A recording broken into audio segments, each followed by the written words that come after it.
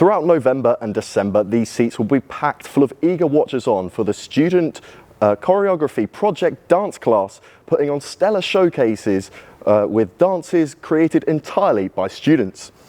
I've had the pleasure of watching some of their tech runs and speak to some of the students involved in making the dance. Places.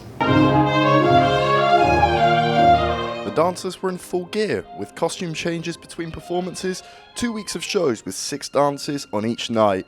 A dozen or so dancers made up from Columbia dance classes were ready to give it their all on stage. Constantly I'm reminding my dancers of the intention of what they're doing, so even if the audience doesn't necessarily receive the entirety, I know exactly what the story is kind of thing, they can get the vibe because it's about policing feminine sexual expression but also celebrating it.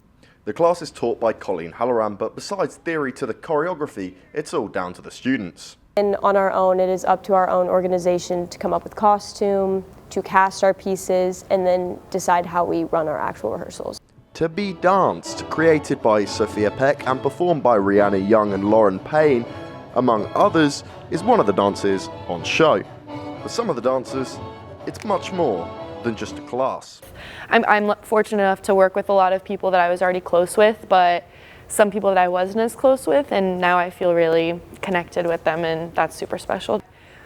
Yes, dance can be a lot for us. It can be physically draining, mentally draining, but even on bad days I find myself still showing up to class so I can be with my friends and just move my body so I'm not sitting at home rotting away in bed.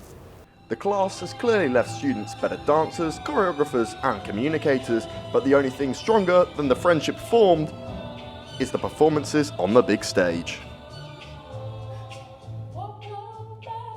Elliot, Royce reporting.